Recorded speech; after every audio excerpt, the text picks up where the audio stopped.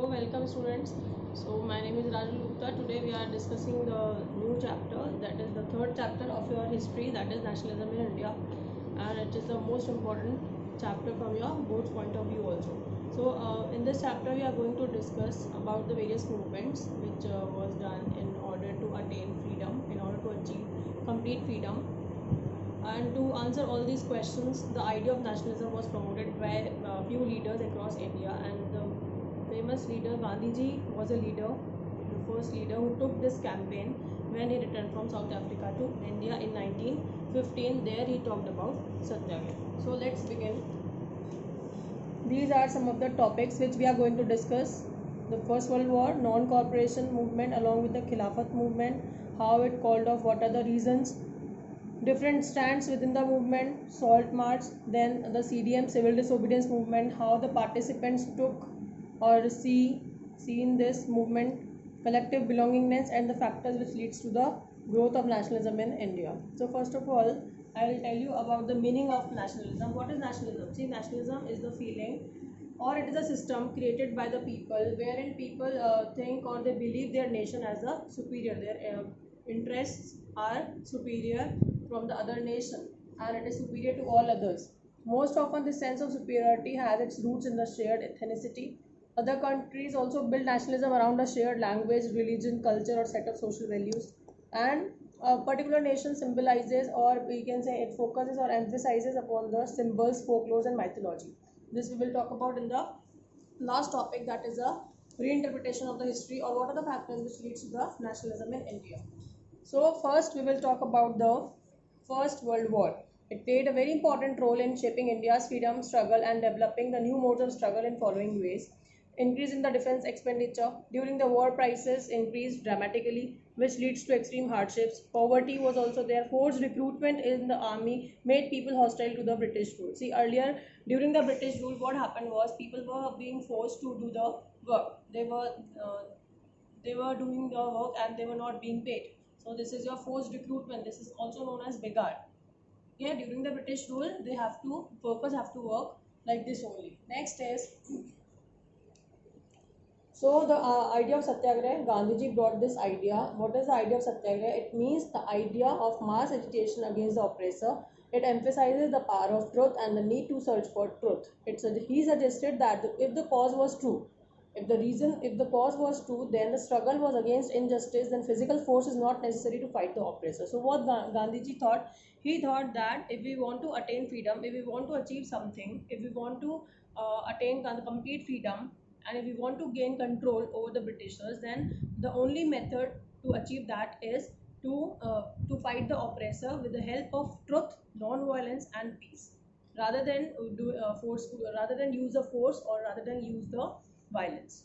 Next is, so he believed that dharma of non-violence could unite Hindu Muslims.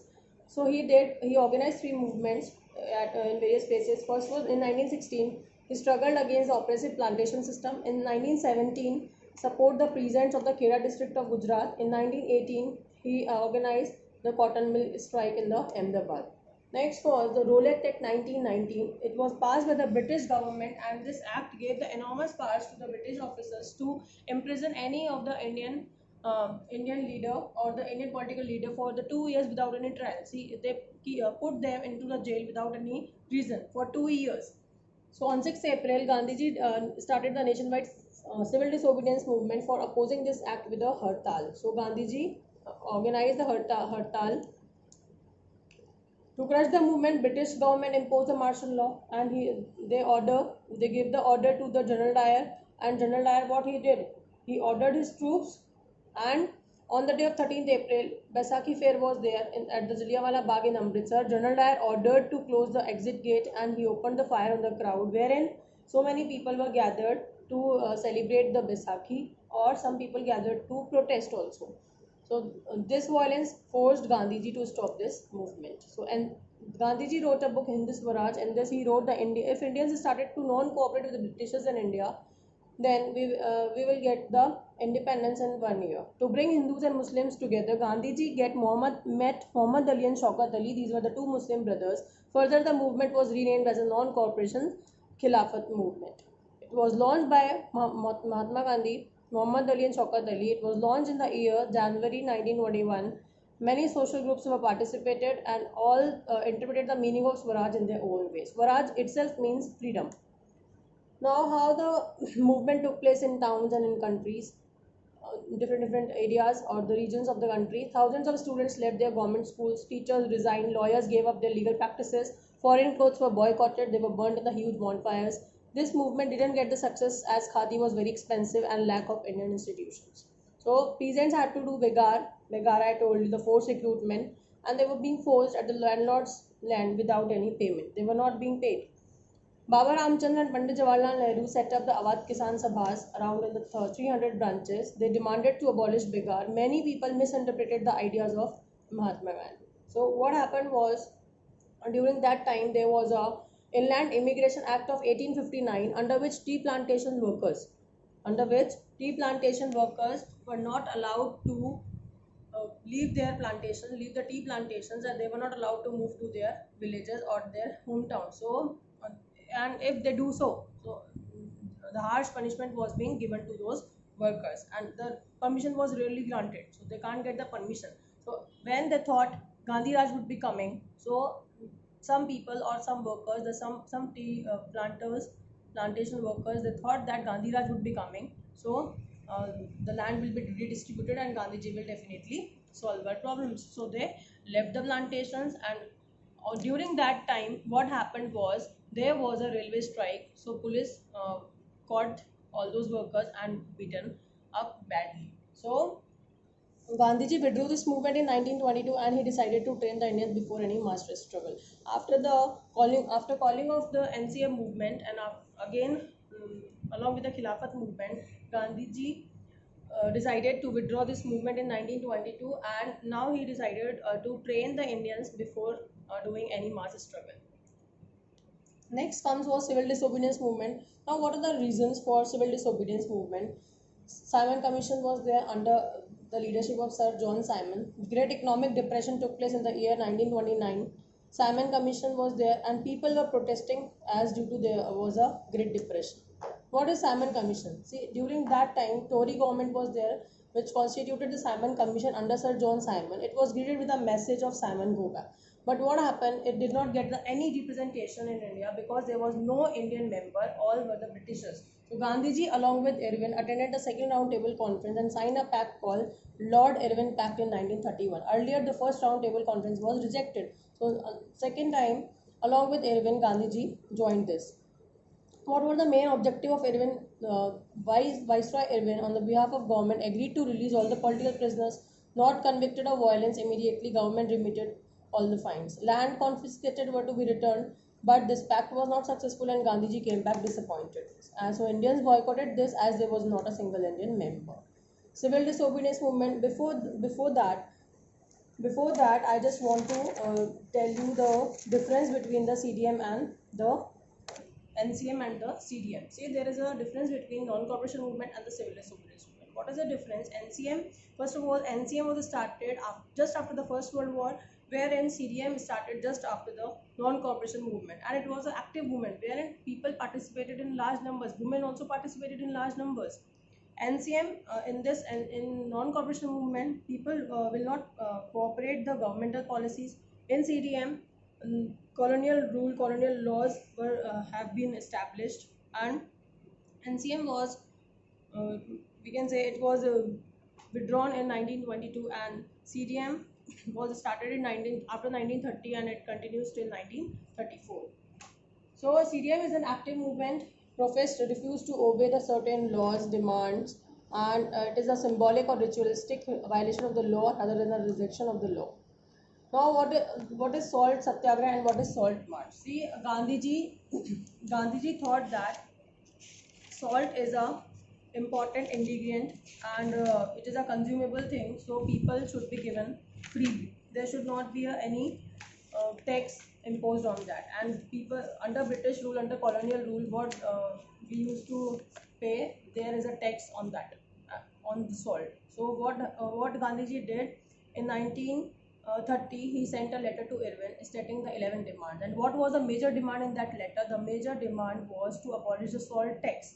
because Gandhiji, along with his followers, 78 trusted followers, he believed that salt must be available freely, and we would go to the coastline, and these laws were being abolished. So he himself manufactured the salt at Dandi. He started the salt march from Sabarmati Ashram till Dandi. It was of 24 days. He walked 10 miles, and he himself manufactured the salt. So salt satyagraha was one of the first effort done under the CDM.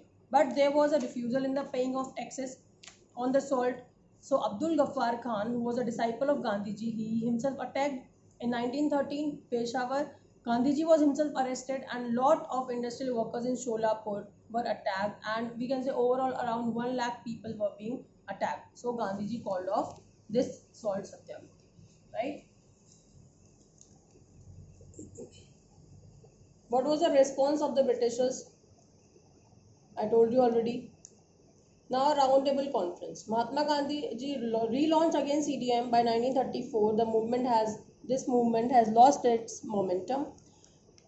What were the views of the people about this movement? See, various people in various states, Jats in UPs, peasants, producers of the commercial crops, found impossible to pay the government revenue that were demanded. Refusal of the government to pay revenue demand leads to resentment among the workers and others. People were revolting and struggle against the high rent. What were the perception? What were the views of the people in this movement? What were the views of the businessmen? First, we will talk about the businessmen. The Indian Industrial Commerce Congress was formed in 1920. ICCI and FICCI, Federation of Indian Chamber of Commerce, was formed in 1927. These were the results to bring the common business interest to a common platform. Now, how women participated? Women participated in civil disobedience movement in large numbers. Most of the women from high caste families in urban areas and from rich peasants in rural areas. And during his march, during the Mahatma Gandhiji's march, they came out from their villages in large numbers, and they joined Mahatma Gandhiji. And during that time, Mahatma Gandhiji also explained them the meaning of the Swaraj, why he is doing this, why he want to attain the freedom. Now, what are the limits? How Dalits participated in this? Many Dalit leaders wanted a different political solution to the problems. They demanded reserved seats. Dalit participation in CDM was limited, but Dr. B.R. Ambedkar organized the Dalits into depressed classes. In 1930, he clashed with Mahatma Gandhi during the second roundtable conference on the issue of separate electoral for Dalits. So, after NCM and Khilafat issue, there was a division in Hindu-Muslim ideology. It was considered that Congress is leading Hindu Mahasabha. Muslims was predominantly alienated, more communal rights took place, and the scenario was worsening, wherein Congress was trying to negotiate on more unity. And Jinnah, who was a leader of Muslim League, he willing to give up the demand for separate electorate, but he wanted the reserved seats for the Muslims in the Central Legislative Assembly. So the last topic is the sense of collective belongingness. Now, how a particular person is attached to his or her nation. And what Gandhiji think? Gandhiji thought that if Indians will not cooperate the British, then definitely within a year we will achieve the freedom. So then nationalism came into picture, and there were the three various regions which took place, by which we can say that there is a nationalism, or we need to create the feeling of nationalism, or there is a sense of belongingness among the people of the country. So three main reasons were there. First was the fiction, folklore, and songs. The images which were used, like Bharat Mata, the first image given by the Bankim Chandra Chattopadhyay, and he later wrote Vande Mataram and the novel Anand Math. Another, Rabindranath Tagore also painted Bharat Mata as a calm, composed, divine, and spiritual.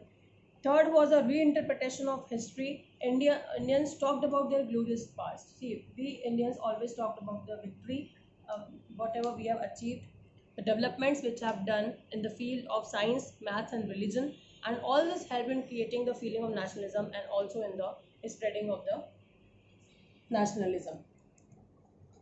See, nation is depicted in the images. What Gandhiji used to say? Gandhiji used to say that women are made only to do the household work. So their rights are very limited. They are not being given the right to vote. They are not allowed to work in the political parties, or in any demonstrations, or any strikes, or in any protest. So These were used as a public figure or in the images only. Folklores, this I have already explained. So this is a timeline. By this timeline, you will get to know in which year what happened, and you can easily learn. In the first First World War took place in 1914. Then Gandhiji came to India in 1915. Then Rolek Act happened. Then Jallianwala Bagh, along with the NCM, Chauri Chaura was there. Chauri Chaura was the reason of NCM. Then Simon Commission. Then Salt Satyagrah. Then Gandhiji signed an Irwin Pact. Second round table conference, he joined after the rejection of the first round table conference. Then CDM was started and continued till 1934. Then we have finally achieved the complete freedom, right? Thank you for watching. If you have any queries, you can comment me in the chat box. Thank you.